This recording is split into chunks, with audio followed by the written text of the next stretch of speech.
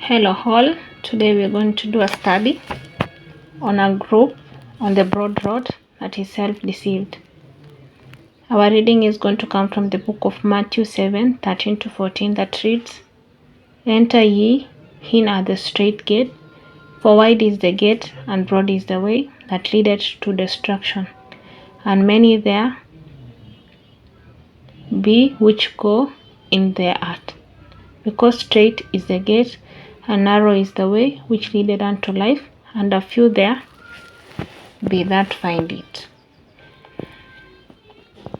From the verse it's clear we have two groups of people. One is traveling through the wide gate and the broad way that leadeth not into life but unto destruction. And we also see another group that is traveling through the straight gate. Although it's a narrow way, it leadeth unto life, and it's only a few people that find it. So we have two groups, one traveling through the straight gate, which are a few, and then we have another group traveling through the wide gate, which are the majority. From the Testimonies to the Church, Volume 1, page 127, paragraph 2, we see a vision that Ellen G. White received, describing those that are traveling through the narrow road. And on the same volume, the next page, 128, we also see another group traveling through the broad road. But there is also another distinction that is given of another group still on the broad road, but whose characteristics are slightly different from the first one. From 127, page 2, so I'm reading from Testimonies for the Church, Volume 1, 127, paragraph 2, it says, Those who travel in the narrow way are talking of the joys and the happiness they will have at the end of the journey. Their countenances are often sad, yet often beamed with holy, sacred joy. They do not dress like the company in the broad road, nor talk like them, nor act like them. A pattern has been given them. A man of sorrow and acquainted with grief opened that road for them and travelled it himself. His followers see his footstep and are comforted and cheered. He went through it safely, so can they if they follow in his footstep. So we see another category of people. This gives a description of the individuals who are traveling through the straight path. So when they're traveling through the straight path, we see they are following a pattern that was laid on by Jesus Christ, who was a man of sorrow.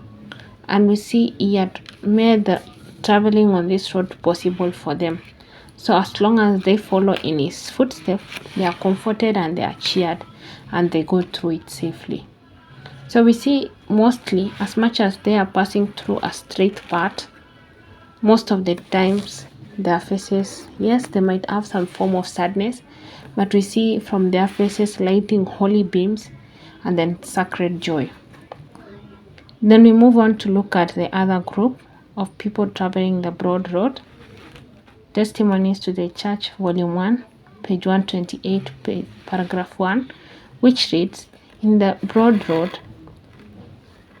all are occupied with their persons. So these are self-centered individuals, their dress, and the pleasure in the way. So what is enticing these people is their dress, the pleasures along the way, and even their own self. They indulge freely in hilarity and glee, and think not of their journey's end, of the certain destruction at the end of the path. Every day they approach nearer their destruction, yet they madly rush on faster and faster. Oh, how dreadful this looks to me. So we see Ellen G. White looking at this group of people who are traveling through the broad road, and she sees that they're headed toward destruction, but they're not aware of it. We see that they are preoccupied with things that are not essential, pleasures, fashion, which is dress, and they are often not even aware that their journey is ending in destruction. And we see that every single step they make, is a step closer to their destruction. But we're not going to dwell so much on this broad characteristic. Let's focus on something else that she was looking at when she was exploring those traveling on the broader road. The same book, 128, now we're going to read paragraph 2. It says, I saw many traveling in this broad road, who had the words written upon them, dead to the world. The end of all things is at hand. Be ye also ready. They look just like all the vain ones around them, except a shade of sadness which I noticed upon their countenances. Their conversation was just like that of the gay, thoughtless ones around them, but they would occasionally point with great satisfaction to the letter on their garment, calling for others to have the same upon theirs. They were in the broad road, yet they professed to be on the number who were traveling in the narrow way. Those around them will say, there is no distinction between us. We are alike. We dress and talk and act alike. So, we see a category that is slightly different from those in the broad road, not by distinction, not by appearance, but by the self-deception that they do have. They have garments that are clearly written out, dead to the world. The end of all things is at hand. Be ye so also ready. But when you look at the way they are dressed, when you look at the way they talk, there are no exception to the people that are with them. The only contradicting factor on their appearance is that they seem to be sadder than the other people they're traveling with. You can easily look at their countenance and perceive that they're actually not happy. But regardless, their conversation, how thoughtless they are, all these are in line with their fellow brethren. But we see once in a while, they do call the others to look at their dressing or their garment, asking them to also have the same written out. Dead to the world, the end of all things is at hand. Be you also ready. But we see that instead of the other party that are traveling with them, looking at them and seeking to also make a change in their life, we see them rebuking them, saying, we don't see any distinction between you and us. We are alike, we dress alike, we talk alike, and we act alike. So it's like they don't have any influence against the party that they're traveling with. This leaves us with a quick question. Which is this group of people? Who are they? Why are they calling the rest to look unto them? First, we are pointed to a sign they are wearing. That is the first thing that distinguishes them. It may remind us a little of demonstrators who have written the cause of their displeasures on a banner, which they either hold up with poles or drape around their body. Especially with protests, we have multiple protests all over the world. You see people holding signs of exactly what they're professing to say. So in a like manner, they publicly are trying to proclaim their opinion to everybody so that everyone can get to read. On this third group, the words are clearly written out, dead to the world, the end of all things is at hand, be ye also ready. So we tend to believe this is a group that exactly understands that the coming of Jesus Christ is near. And in one way or another, they try to show this to the world from time to time, because we see from the paragraph that they occasionally point out. So it's not that it's not a lifelong commitment, but from time to time, they point honestly to those inscriptions on their dress. And it seems as if they have to overcome their fears in order to do this.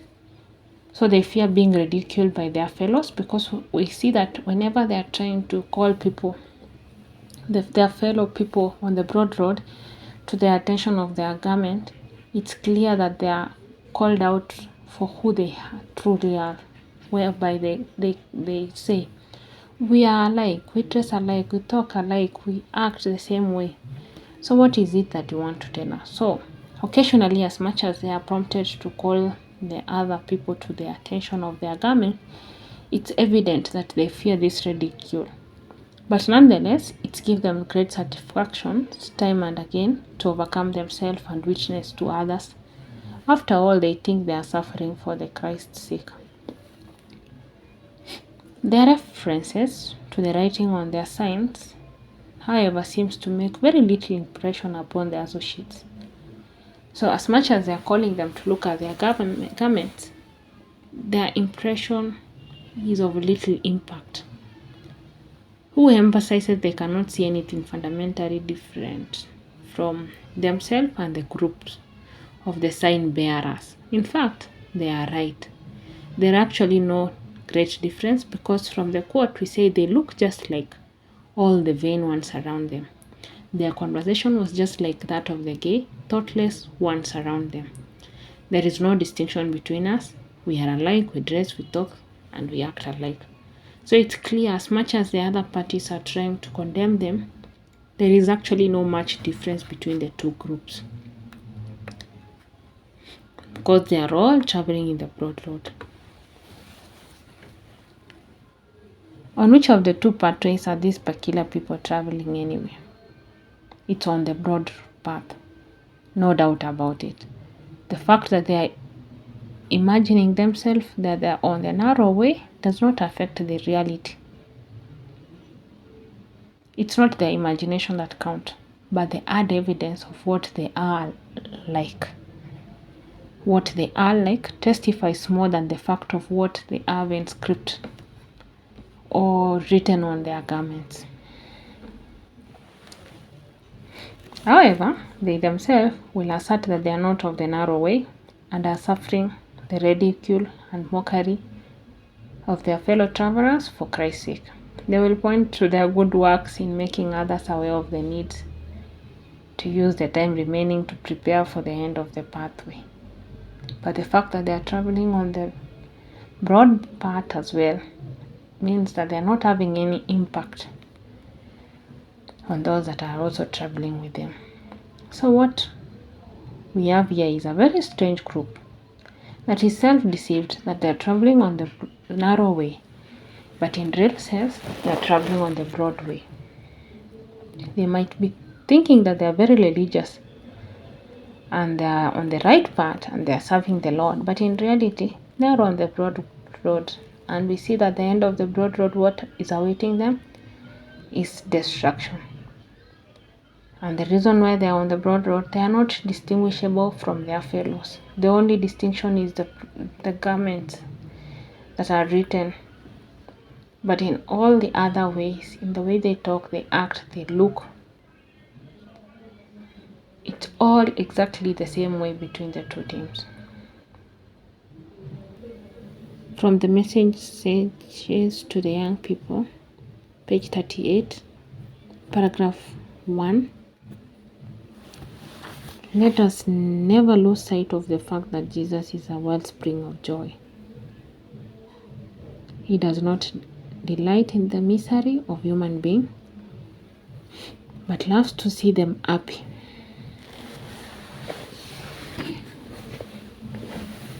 Christians have many sources of happiness at their command.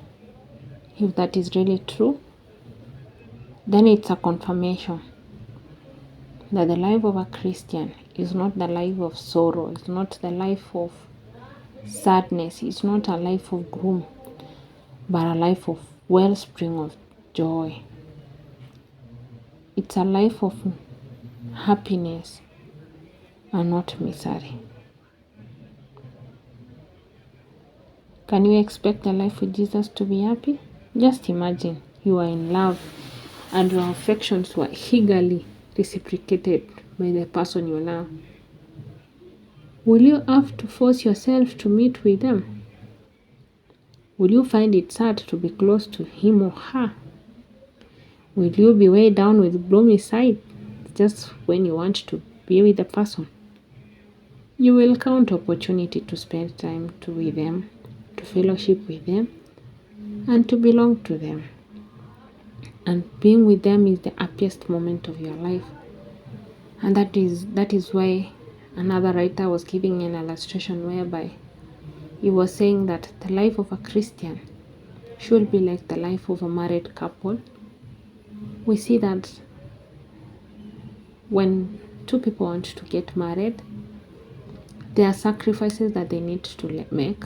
They have to promise that they're not going to have any other parties in their life. And as an husband, he'll have to labor day and night to be able to provide for his wife and children. Sometimes if it's from an humble home where they cannot be able to put enough food in the table, sometimes the husband will have to forgo his own share so that the wife and the children can be happy. But nowhere along the way we see that someone is looking at that point and trying to say that he's now going to enter into a union that is stressful. And although he's giving the vows at the wedding is sad and gloomy, no, we see all of them, they're very happy. And even if it means they're going to make tough sacrifices in their life, they're still very happy. So the same thing with us. If we genuinely and truly love God and we know how much He loves us back, we are not going to feel sadness. And it does not promise us that the road is going to be any smoother. No. We should always understand that there are going to be a point in life where we're going to be persecuted. That is exactly what it tells us. And that is why He says that we are going to be persecuted just the same way He was. We do not expect to live a much more easier life than what He lived. But we have an assurance that as much as there are these hurdles, we have a friend who's ever with us. And on every single day, we're going to have a source of joy that no other person will have unless they are walking with Christ. From the book The Desire of Ages, 152, paragraph 5, it says, "We shall never give to the world the false impression that Christians are gloomy, unhappy people. If one eye are fixed on Jesus, if our eyes are fixed on Jesus, we shall see a compassionate Redeemer and shall catch light from His countenances. Wherever His Spirit reigns, there peace abides, and there will be joy also, for there is a calm, holy trust in God." Do we know how Jesus started His public ministry? He began it by contributing to the success of the happy celebration at a wedding. This is where we see He did His first miracle, where He changed water to wine. This was no coincidence. Through this act, He wanted to show us that He had come to enrich our lives, not to take something away from us. He wanted to make us happier, not to take away our joy. Let us continue with the description of a narrow pathway. From the Thoughts from the Mount of Blessing, page 140, paragraph 3. "And all the way up the steep road leading to eternal life, a wellspring of joy to refresh the weary." So along the straight path, we see there are wellsprings of joy. Those who walk in wisdom's way are, even in the tribulation, exceedingly joyful. For He whom their soul loveth walks invisibly beside them. At each upward step, they discern more distinctly the touch of His hand. At every step, brightens gleamings of glory from the unseen fall upon their path, and their song of praise reaches ever a higher note, ascending to join the joy songs of angels before the throne. This is another assurance. The description sounds so pleasant that you tend to think of it as being unrealistic. Yet it is in perfect agreement with the biblical comparison of the rising sun.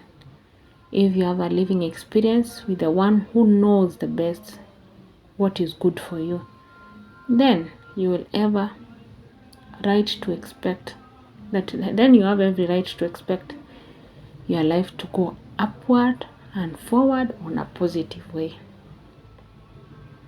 But what about the other road, the broad road? Same book, Thoughts from the Mount of Blessing, 139 paragraph 1, which says, all along the road that leads to death, which is the broad road, there are pain and penalties. There are sorrows and disappointment. There are warnings not to go on. God's love has made it hard for the headless and the headstrong to destroy themselves. It's true that Satan's path is made of appear attractive, but in all, a deception. In the way of evil, there are bitter remorse and conquering cares. We may think it's pleasant to follow pride and worldly ambition, but the end is pain and sorrow. Selfish plans may present flattering promises and hold out the hope of enjoyment, but we shall find that our happiness is poisoned and our life emptied by hopes that center in self. In the downward road, the gateway may be bright with flowers, but thorns are in its path.